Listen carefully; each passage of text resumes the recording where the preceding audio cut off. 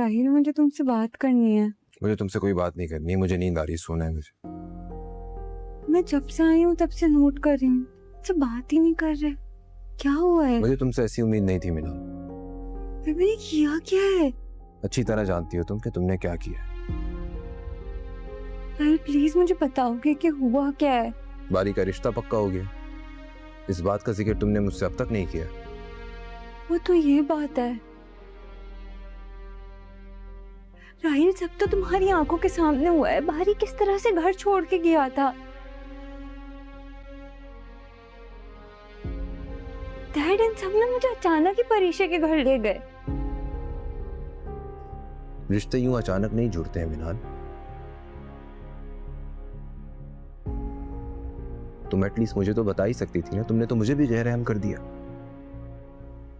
Rahil please मुझ पे यकीन करो, अपने डैड ने सिर्फ बात की है। और मैं इतने दिनों से तुमसे बात करने की कोशिश कर रही हूं, मुझसे बात ही नहीं कर रहे हो। तुम मुझे एक फोन तो कर ही सकती थी ना मिनाल। मैं तुम्हारी मजबूरी को समझता।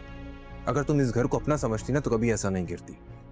राहिल तुमने मुझसे कहा था शादी से पहले कि अनाया और बारी की वजह से हम दोनों के रिश्ते में कोई फर्क नहीं आता। हाँ तो मैं आज भी अपनी बात पर कायम हूँ और मैं भी नहीं चाहता हूँ कि बारी और इनाया की शादी हो।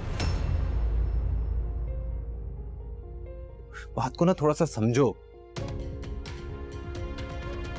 अगर तुम्हें इस घर वालों की परवाह होती ना जरा से भी, तो तुम मॉम और डैड को कॉन्फिडेंस में लेती, उनसे डिस्कस करती है सब करने से पहले।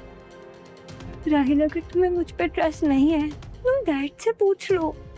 बारी की बात पक्की हुए काफी दिन गुजर चुके हो, तुम मुझे अब बता रही हो ये बात।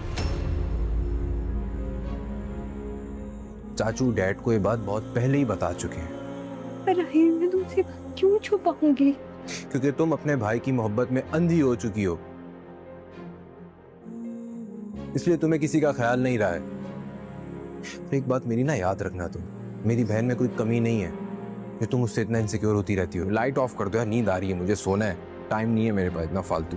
तुम्हारी तबीयत ठीक है क्या? जी अम्मी तबीयत तो ठीक है। वो एक्चुअली सुहेब मेरे पैरों का इलाज करवा रहे हैं। मैं चाहती थी कि आपको ये न्यूज़ बताऊं, लेकिन सुहेब ने कहा कि पहले डॉक्टर से मिल लेते हैं, और फिर मैं भी थोड़ी सी नर्वस थी। डर लग रहा था कि कहीं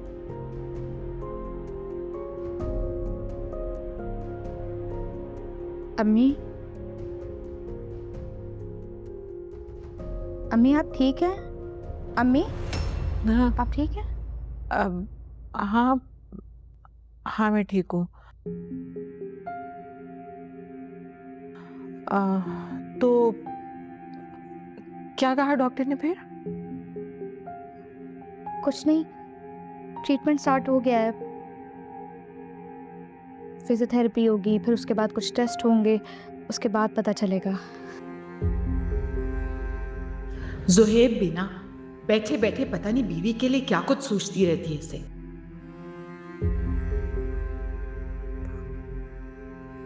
मुझे तो यकीन ही नहीं आ रहा कि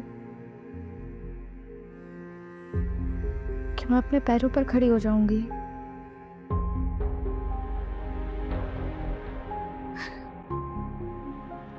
एक्साइटमेंट में कुछ समझ ही नहीं आ रहा मुझे अम्मी।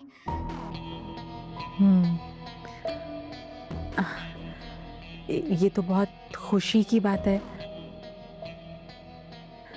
कि तुम अपने पैरों पर खड़ी हो जाओगी। हाँ अलीज़े, मुझे गलत मत समझना।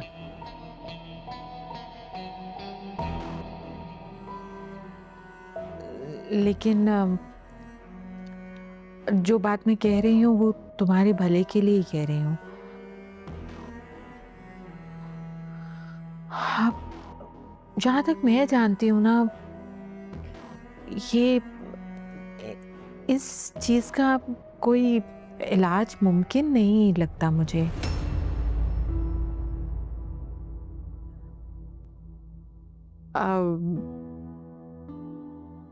मुझे पता है कि तुम्हें दुख होगा ये बात सुनकर, लेकिन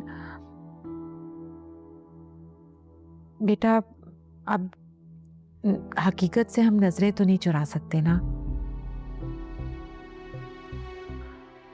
ज़ुहैब शुरू से ही बहुत जज्बाती है।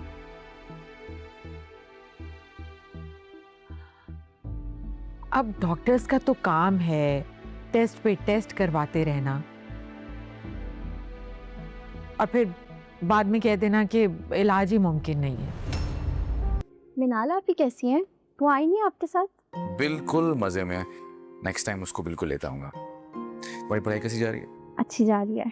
That's wonderful. आप बैठे, मैं दादी को बुला के लाती हूँ।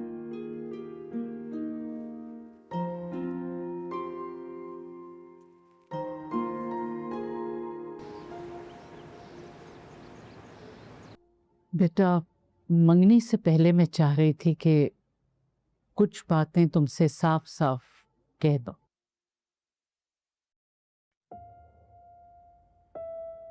जब दो घरानों का मेल होने जा रहा होता है ना,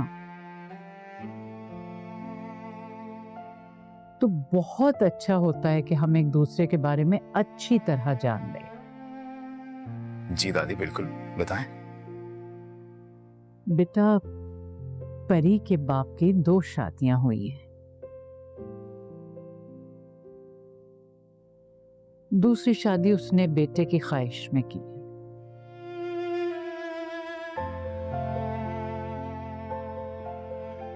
परी ने बहुत बहादुरी से हालात का मुकाबला किया। इस बच्ची ने हर उस जगह हमारा साथ दिया जहां किसी मर्द के सहारे की जरूरत थी।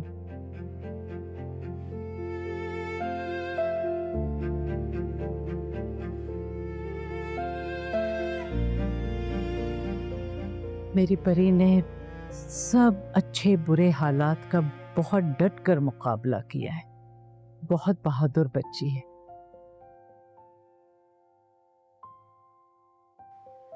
दादी, मुझे परीक्षा के फैमिली बैकग्राउंड से कोई प्रॉब्लम नहीं है। इनफैक्ट जो आपने बातें की हैं वो सुन के तो मेरे दिल में परीक्षा की इज्जत और बढ़ गई है।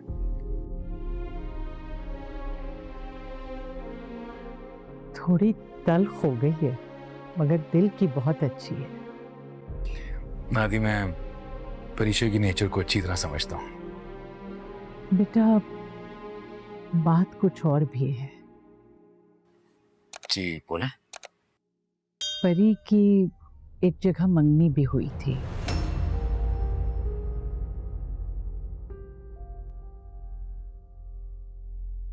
जो किसी वजह से खत्म हो गई।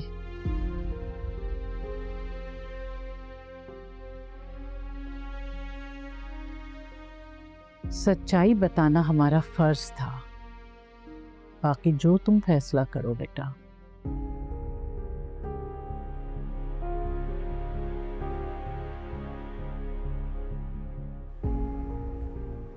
अच्छा किया आपने बता दिया, वरना मेरे लिए मुश्किल खड़ी हो सकती थी।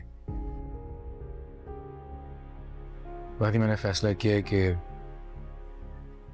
मंगनी की जगह मैं सीधा शादी करूंगा।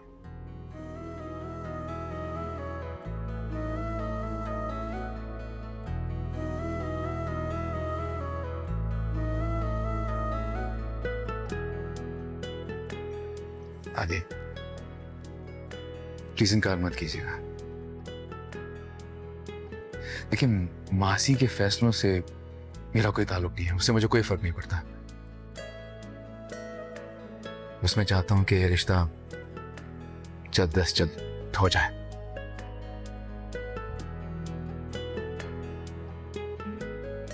बेटा, मुझे तुमसे यही उम्मीद थी। मैं जरा परीक्षा के वालिद से मशवरा कर लूं, फिर फैसला करती।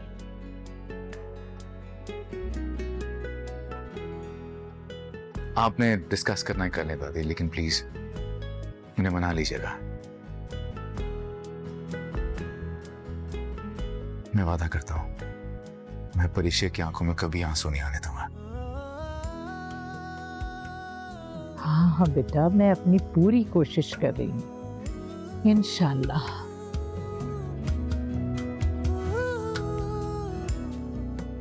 चाय बनवाऊं तुम्हारे लिए?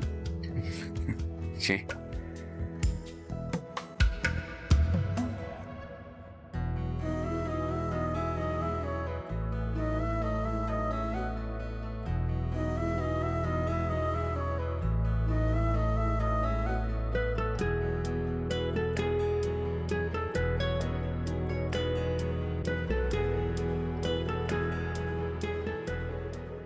गुस्सा करने के बजाय ना आपको खुश होना चाहिए। अब्बा आए थे, कितने खुश थे वो आपसे। हाँ, लेकिन इसके साथ वो ये भी बता गए कि हमारी क्या अहमियत है।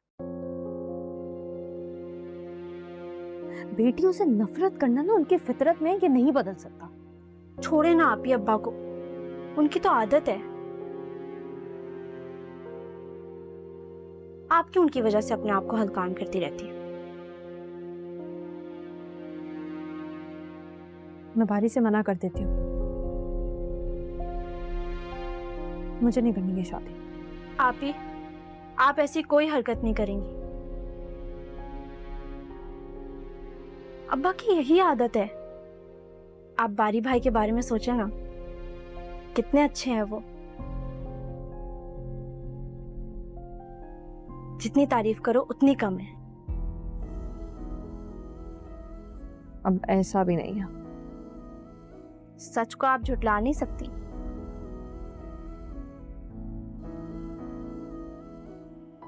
बारी भाई जैसा इंसान ही आपको डिजर्व करता है।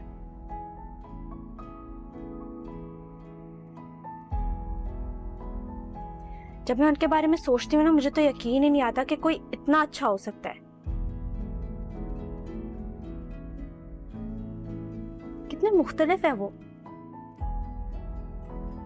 जब दादी ने अब्बा की दूसरी शादी के बारे में बात की ना, मैं तो बहुत शौक में चली गई थी कि पता नहीं उनका क्या रिएक्शन होगा।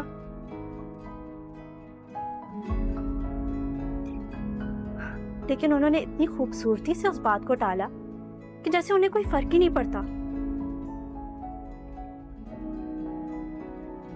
भाई वो बात तो हो गई, लेकिन जब दादी ने आपकी मंगनी की बात की ना, तब तो मुझे बहुत डर लग रहा था कि पता नहीं उन्हें ये बात अच्छी लगे या ना लगे।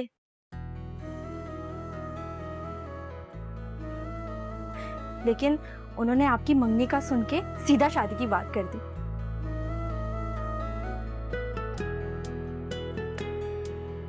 एक मिनट, तुम वहां थी क्या? नहीं, मुझे तो मेरे कमरे तक आवाज आ रही थी। तुम मेरी जासूसी कर रही थी? इसे कहते हैं ट्रस्ट। देखिए, दादी ने बारी भाई को सब कुछ बता दिया, लेकिन उन्हें इस बात से कोई फर्क नहीं पड़ा। अल्लाह करे ये ट्रस्ट हमेशा ऐसे रहे। आमीन, हमेशा रहेगा।